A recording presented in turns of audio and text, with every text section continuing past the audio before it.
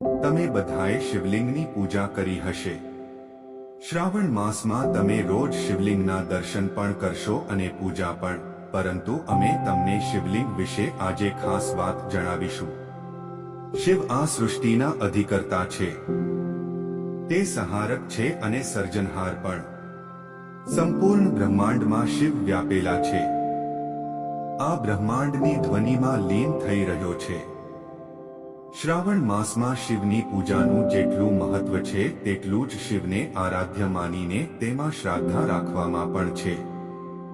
આવો આજે જાણીએ શિવલિંગનું એક એવું રહસ્ય જેને જાણીને તમને આશ્ચર્ય થશે કે શિવની સૃષ્ટિનો વિસ્તાર કેવો વ્યાપક છે। તમે બધાએ શિવલિંગની પૂજા કરી હશે। શ્રાવણ માસમાં તમે રોજ શિવલિંગના દર્શન પણ કરશો અને પૂજા પણ, પરંતુ અમે તમને શિવલિંગ વિશે આજે ખાસ વાત જણાવીશું। શિવલિંગના 3 ભાગ હોય છે। પહેલો ભાગ જે નીચે અને ભૂમિગત રહે છે। મધ્ય ભાગમાં 8 દિશાનું સમાન માપ હોય છે। અંતમાં તેનો શીર્ષ ભાગ જે અંડા આકાર જેવો હોય છે જેની પૂજા કરવામાં આવે છે। આ શિવલિંગની ઊંચાઈ સંપૂર્ણ મંડલ કે પરિધના 1/3 હોય છે। શિવલિંગ 2 પ્રકારના હોય છે।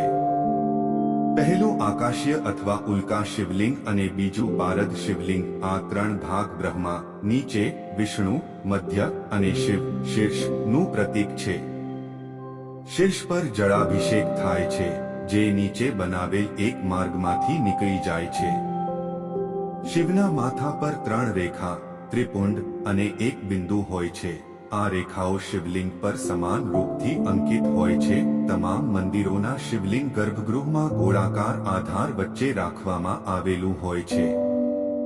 પ્રાચીન ઋષિ અને મુનિઓ દ્વારા બ્રહ્માંડના વૈજ્ઞાનિક રહસ્યને સમજીને આ સત્યને પ્રગટ કરવા માટે વિવિધ રૂપથી આનું સ્પષ્ટીકરણ આપવામાં આવ્યું છે। કદાચ તમને એવી ખબર હશે કે દુનિયામાં શિવની પૂજા માત્ર હિન્દુ અને ભારતમાં જ થતી હોય છે, પરંતુ આજે અમે તમને જણાવીશું કે શિવલિંગની પૂજા ક્યાં ક્યાં થાય છે। પુરાતત્વ નિષ્કર્ષો અનુસાર પ્રાચીન શહેર મેસોપોટેમિયા અને બેબીલોનમાં પણ શિવલિંગની પૂજા કરવાના સબૂત મળ્યા છે। આ સિવાય મોહેજો-ડો અને હડપ્પાની વિકસિત સંસ્કૃતિમાં પણ શિવલિંગની પૂજા કરવાના પુરાતત્વિક અવશેષો મળ્યા છે।